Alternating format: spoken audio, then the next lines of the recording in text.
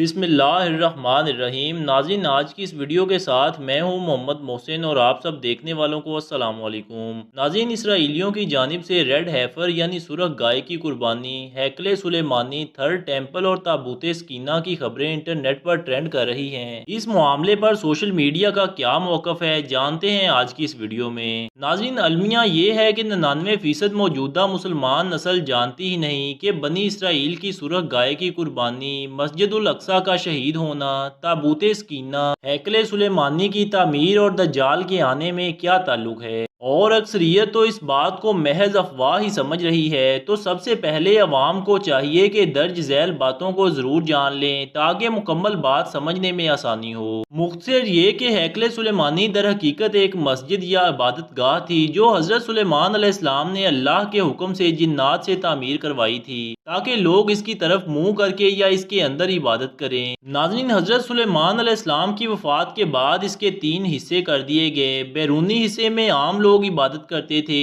دوسرے میں علماء اکرام جو کہ انبیاء کی اولاد میں سے ہوتے تھے، اور تیسرے حصے جسے سب سے زیادہ مقدس سمجھا جاتا تھا، وہاں پر تابوت سکینہ کو رکھا گیا جہاں کسی کو بھی جانے کی اجازت نہیں تھی سوائے سب سے بڑے عالم پیش امام کے۔ پھر وقت گزرتا رہا، اس دوران بنی اسرائیل میں بہت سے پیغمبر محبوس ہوتے رہے، یہ قوم بد سے بدتر ہوتی رہی اور یہ کسی بھی طرح اپنے گناہوں سے توبہ طائب ہونے یا ان کو ترک کرنے کے لیے تیار نہیں تھے۔ یہ ایک جانب عبادتیں کیا کرتے تھے، دوسری جانب اللہ کے حکم کی صریح خلاف ورزی بھی کرتے رہے۔ ناظرین، ان کی اس دوغلی روش کی وجہ سے اللہ پاک ان سے ناراض ہو گئے۔ ان کے پاس ایک بہت ہی بڑی تعداد میں انبیاء بھی بھیجے گئے، لیکن یہ قوم سدھرنے کو تیار نہ تھی، حتیٰ کہ ان کی شکلیں تبدیل کر کے بندر اور سور تک بنا دی گئیں، لیکن پھر بھی یہ گناہوں سے باز نہ آئے۔ تب اللہ نے ان پر لعنت کر دی۔ ہیکل سلیمان کو 2 مرتبہ مختلف بادشاہوں کے ہاتھوں منہدم کیا گیا، جس کی اب ایک دیوار بچی ہے جسے دیوار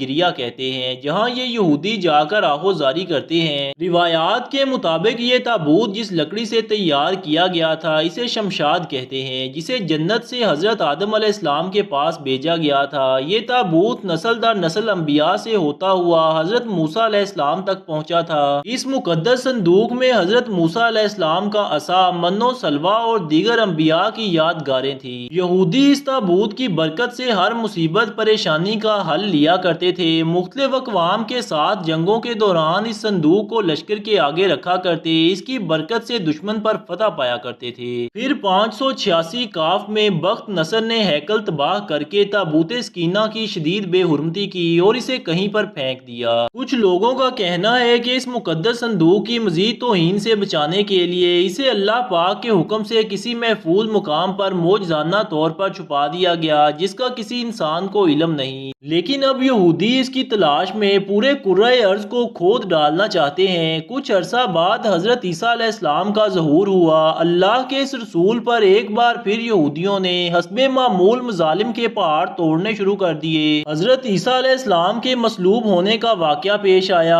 آپ کے مصلوب ہونے کے 80 سال بعد ایک بار پھر یہودیوں پر اللہ کا عذاب نازل ہوا۔ اس بار اس عذاب کا نام ٹائٹس تھا۔ یہ رومی جرنیل بابل کے بادشاہ بخت نصر سے بھی زیادہ ظالم ثابت ہوا۔ اس نے ایک دن میں لاکھوں یہودیوں کو تہہ تہہ کر دیا۔ اس نے ہیروڈس کے بنائے ہوئے عظیم الشان ہیکل کی اینٹ سے اینٹ بجا دی، جس کے بعد یہودی پوری دنیا میں رسوا و ذلیل ہو کر رہ گئے، لیکن اپنی ازلی فطرت سے باز نہ آنے کی وجہ سے اب یہ مزید گری ہوئی حرکتوں پر اتر آئے ہیں جو جانوروں سے بھی زیادہ بدتر ہیں۔ غالباً 29 مارچ کو اسرائیلی دجال کو بلانے کے لیے ایک سرخ گائے کی قربانی دیں گے اور اس کے کچھ وقت کے بعد وہاں پر تھرڈ ٹیمپل یعنی ہیکل سلیمانی کو تیسری مرتبہ مسجد الاقصی کو شہید کر کے تعمیر کیا جائے گا، اور اسی طرح 8 اپریل کو مکمل سورج گرہن کی خبریں بھی سننے میں آئی ہیں۔ صدیوں پر محیط سرخ ہیفر کی قربانی یعنی سرخ گائے کی قربانی یہودی روایت میں ایک اہم رسم ہے۔ یہودی قانون کے مطابق موسیٰ علیہ السلام کے زمانے سے لے کر اب تک صرف 9 سرخ گائے کی قربانی دی گئی ہے۔ ناظرین، سرخ گائے کی راکھ کو پاک کرنے کی رسم میں استعمال کیا جاتا تھا۔ یہ قربانیاں صدیوں پر محیط ہوئیں، ان کے درمیان اہم فرق تھا۔ 10ویں سرخ گائے کا یہودی روایت کے مطابق انتظار کیا جاتا ہے اور خیال کیا جاتا ہے کہ یروشلم میں تیسرے ہیکل کی دوبارہ تعمیر سے منسلک پاکیزگی کی رسومات کے لیے بہت ضروری ہے۔ یاد رہے کہ یہ قربانی 2000 سال کے بعد ہو رہی ہے۔ بنیادی طور پر جب یہودی مقدس ہیکل کی تعمیر کرتے ہیں تو وہ تعمیر کے آلات کو پاک کرنے کے لیے سرخ گائے کی راکھ کا استعمال کرتے ہیں۔ یہودیوں کے نزدیک مقدس تورات کے مطابق اختتامی اوقات کا آغاز ہے اور یہ سلسلہ ایسے چلتا ہے: سرخ گائے کی قربانی، اوزار کو صاف کرنا، مسجد الاقصی کو مسمار کرنا، جھوٹے مسیحا کی آمد، امام مہدی کی آمد، حضرت عیسیٰ علیہ السلام کی آمد اور قیام۔ ناظرین، سرخ گائے کی قربانی اس سال کے وسط تک ہوگی، یعنی مارچ کے آخر سے لے کر جون تک۔ اس کی جلد، گوشت، خون اور ہڈی سمیت تمام سامان کو جلا کر پاک پانی میں ملا دیا جائے گا اور پھر وہ پانی جسم کو پاک کرے گا۔ یاد رہے کہ یہ قربانی ایک پادری کر رہا ہے، جس کے بعد اسے تیسرے ہیکل کی بنیاد کے ارد گرد 7 بار چھڑکایا جائے گا۔ یہ مسیح کے دور، دجال کے دور کا استقبال کرے گا۔ یہ قربانی زیتون کے پہاڑ پر کی جانی ہے، جو کہ دور وادی کے راستے مندر میں شامل ہوتی ہے۔ جیسے ہی یہ واقعہ ہوگا تو اس کے کچھ ہی وقت کے بعد مسجد الاقصی کو شہید کر دیا جائے گا اور اس کے نتیجے میں امام مہدی کا ظہور ہوگا۔ یہودیوں کے نزدیک اس کے بعد دجال مشرق سے اپنے آپ کو ظاہر کرے گا۔ اس کا تعلق ایک یہودی خاندان سے ہوگا۔ اسے عام طور پر ایک آنکھ کا اندھا بتایا جاتا ہے اور اس کی پیشانی پر لفظ کافر لکھا جائے گا۔